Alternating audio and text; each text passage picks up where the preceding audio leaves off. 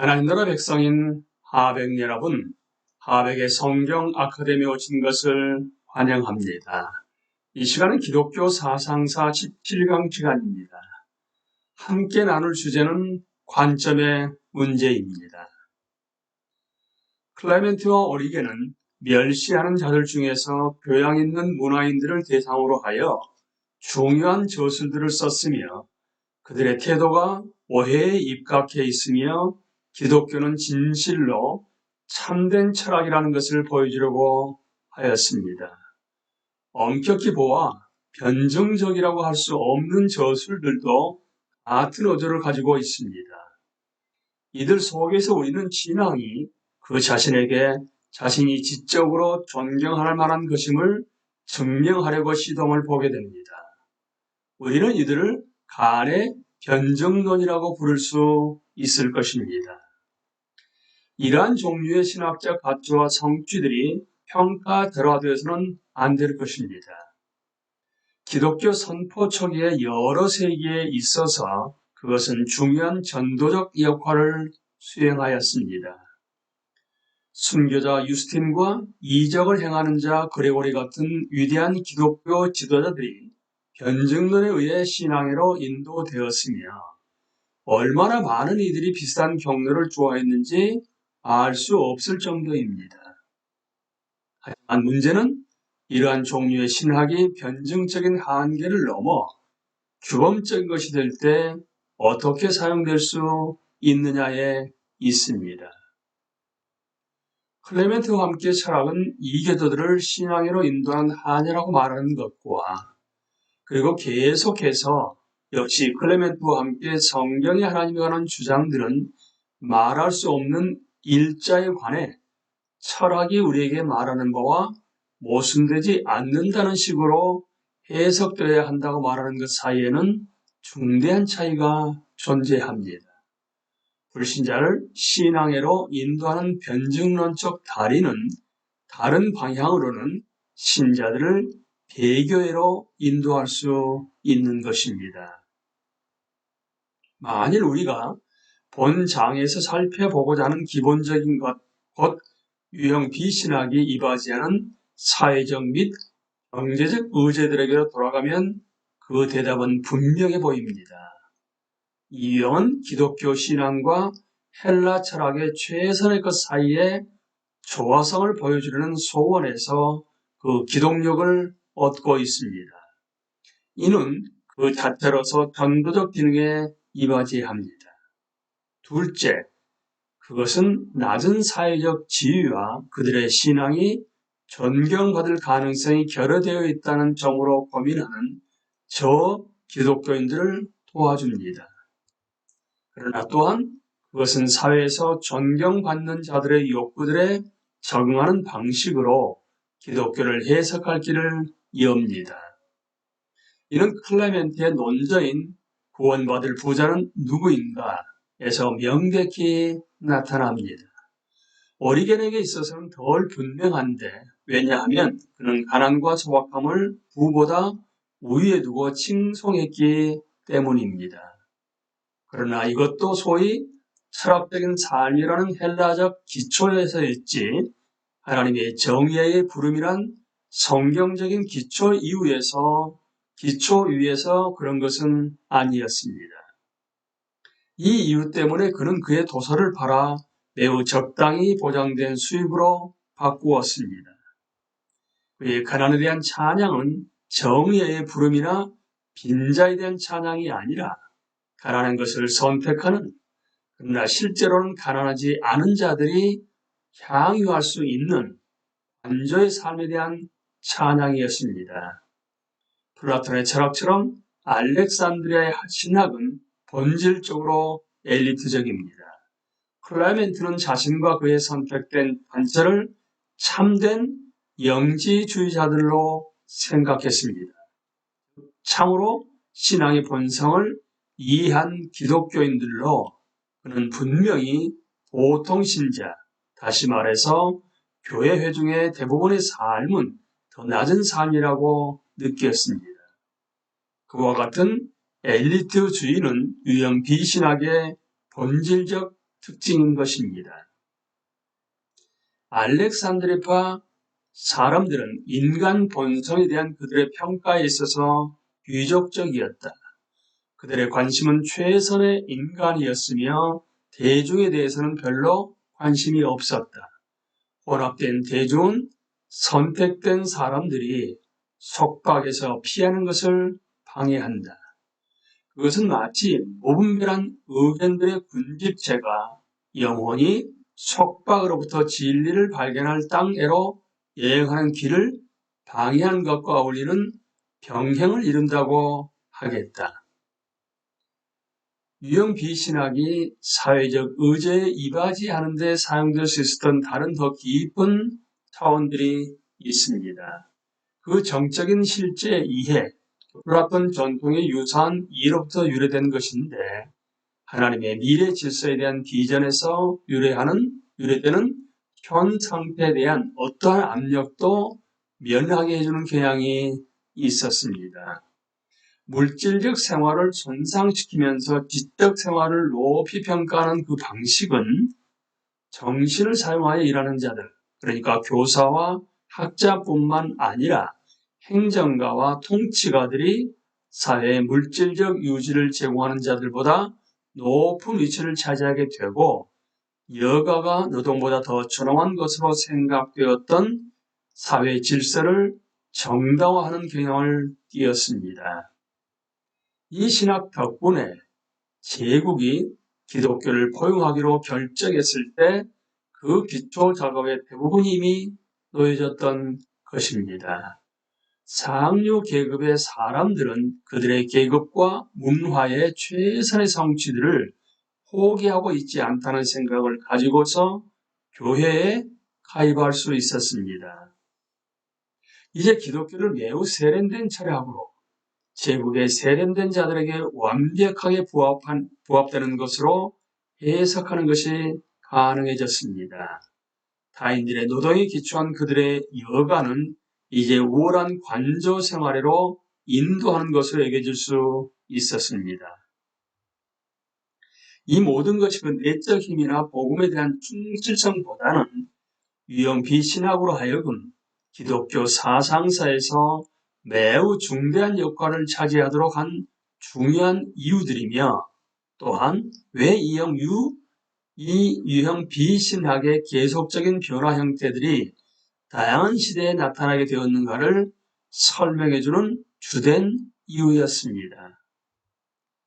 유형 A, 터툴리안과 유형 A의 경우에 있어서 그 상황을 서술하는 것은 더 어렵습니다. 일례로 2세기 후반에 있어서 알렉산드리아의 경우보다 카르타고의 기독교인들의 사회생활에 대해 아는 것이 더 적습니다. 더 나아가서 카르타고에는 알렉산드리아의 경우처럼 우리가 이끌어낼 수 있는 긴 신학적 전통이 없었습니다. 북아프리카의 기독교가 괜찮은 주입을 가진 추종자들을 끌어들이기 시작하고 있다는 것을 보여주는 징후들이 몇 가지 있습니다. 터툴리안은 그의 최초 논절을 히라바로 저술을 하였고 라틴어 수사용법의 대가였는데 분명 그는 우수한 교육을 받았으며 하류 계층에 속하지 않았습니다. 실제로 그의 아버지는 지방 총독 보병대의 천부장이었으며 그의 가족은 여러 면에서 제국의 중추 역할을 한 중간 계층에 속해 있었습니다. 헬페티아와 펠리스타스의 순교 역시 기독교인들이 부유층의 사람들 속에 들어오게 되었다는 것을 시사해주고 있으며 터툴리안이 부는 좋은 일에 사용되는 좋은 것일 수 있다고 공언한 것으로 보아 그의 기독교인 공동체 중에는 상당한 부를 가지고 있었던 사람들이 적어도 여러 명 되었던 것 같습니다. 박해 시기에 당국을 돈으로 매수할 유혹을 느낀 자들은 그렇게 할 수 있는 부를 가지고 있었음에 틀림없습니다. 또한 터툴리안에 의하면 부적당한 소유라는 악덕의 유혹을 받을 수 있었던 사람들도 있었습니다. 우리가 터툴리안 및 그 지역의 기타 저자들, 그러니까 미누치우스 펠릭스, 프리안, 락탄티우스, 심지어 어거스틴의 변증 저작들을 읽을 때 기독교인들이 직면했던 주된 비난은 그들이 무지했다는 것이 아니라 그들이 비도덕적이고 방탕하며 심지어 반동적이라는 것이었습니다. 터툴리안의 변증론과 미누치우스 펠릭스의 옥타비우스에서 주된 논증은 기독교에 대한 학식 있는 비난자들의 반해사가 아니라 기독교인들이 아이들을 잡아먹고 무의식적인 근친상간을 행한다는 비난들의 반대에서 펼쳐집니다. 터툴리안, 미누치우스 펠릭스, 그리고 데메트리아누스에게에서의 말년의 키프리안, 그리고 하나님의 도성에서의 어거스틴 등은 신들이 로마를 위대하게 만들었고 제국에 임한 다양한 재난이 그 전통적 신들을 버린 기독교인들의 불경 때문이라는 비난을 취구하지 않을 수 없었습니다. 달리 말하자면 기독교인들은 우주적 차원에서 전복을 꾀하는 자들로 비난을 받았던 것입니다. 이러한 상황과 환경에 처해서 터툴리안의 대응은 알렉산드리아 학파의 응정과는 정반대였습니다. 후자가 기독교 신앙을 헬라적 철학과 화해시키려고 했던 반면에 터툴리안은 그러한 화해와는 아무 관계도 가지려 하지 않았습니다. 그는 이 둘을 당연한 원수들로 보았습니다. 사실 그 둘을 함께 하려는 시도는 그에게는 대부분 이단의 궁극적 원천으로 보였습니다. 이러한 이유들 때문에 또한 그의 주위에 상행했던 바의 대부분에 대한 그의 통렬한 비판 때문에 터툴리안은 리차드 니버가 문화에 반대하는 그리스도라는 접근 방법으로 부른 것에 최상의 본보기로서 사용되어 왔습니다. 한편 터툴리안의 입장은 그처럼 단순한 것만은 아니었습니다. 왜냐하면 그 역시 그 주위에 존경받는 사람들이 견지했던 기독교에 대한 관념에 관점을 두었기 때문입니다. 그러므로 변증론 문제에 관한 유형 A와 B 사이의 차이는 기본적 관점보다는 기조와 강조의 차이라고 보겠습니다. 유형 B의 대부분이 교리 문제들을 다루는 반면 터툴리안 또한 후에 미누치우스 펠릭스, 키프리안, 락탄티우스 및 어거스틴의 저작의 대부분은 천정 및 도덕적 논제들을 다룹니다. 도식적 방법으로 우리는 클레멘트와 오리겐이 기독교 교리의 진리를 입증하는데 관심이 있었던 반면에 터툴리안의 주된 관심은 기독교 생활의 올바름을 입증하려는 것이었다고 말할 수 있겠습니다. 또는 우리가 이 두 유형의 신학을 정립하라고 찾아낸 주된 범주들로 돌이켜보면 우리는 유형 B의 변증론이 진리에 기초하고 있는 반면에 유형 A의 그것은 법에 기초하고 있다고 말할 수 있겠습니다. 클레멘트와 오리겐이 그들의 신앙은 신학 철학의 최선의 것과 조화된다는 것을 보여주려 했던 반면 터툴리안은 그의 신앙이 최선에 해당하는 로마의 도덕적 성취와 조화된다는 것을 증명하고자 했던 것입니다. 여기서 다시금 변증론의 다리들은 쌍방으로 다니는 차량을 허용할 수 있다는 것이 입증됩니다. 한 방향으로는 기독교의 부도덕성에 관해 떠들던 유언비어들 때문에 길을 잃게 될지도 모를 불신자들을 위해 기독교 신앙의 길을 열어주는 역할을 합니다.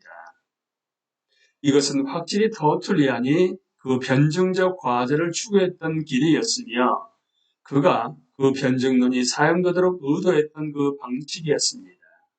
하지만 다른 방향으로는 바로 이 다리는 현존하던 도덕적 및 법적 질서를 위해 기독교를 하나의 지지체계로 바꾸는 데 사용될 수 있습니다. 준수해야 할 좋은 도덕 법칙들의 정식으로서 해석됨으로써 기독교는 사회 질서를 강구하려고 시도했던 자들에게 유리하도록 사용될 수 있었습니다. 어떤 의미에서는 정확히 콘스탄틴의 통치 이후에 일어난 바 그대로입니다. 터툴리안으로 하여금 당국의 손 아래서 죽음의 위험으로 몰아넣었던 그의 신앙은 이제 그 당국이 복종과 충성을 요구하는 기초가 되었습니다. 이는 돌이켜 힘센 자들이 기독교를 그들의 신앙으로 주장하기가 더 쉽도록 해주었고 그들의 권세, 번성과 사용에 있어서 극소의 변화를 수반했을 뿐이었습니다. 법과 질서의 혜택을 받던 자들은 법과 질서의 신학에 해당되는 바 속에서 지지와 격려를 발견하게 되었던 것입니다. 우리는 이 시간까지 관점의 문제에 함께 나누었습니다. 강의를 마치겠습니다. 감사합니다.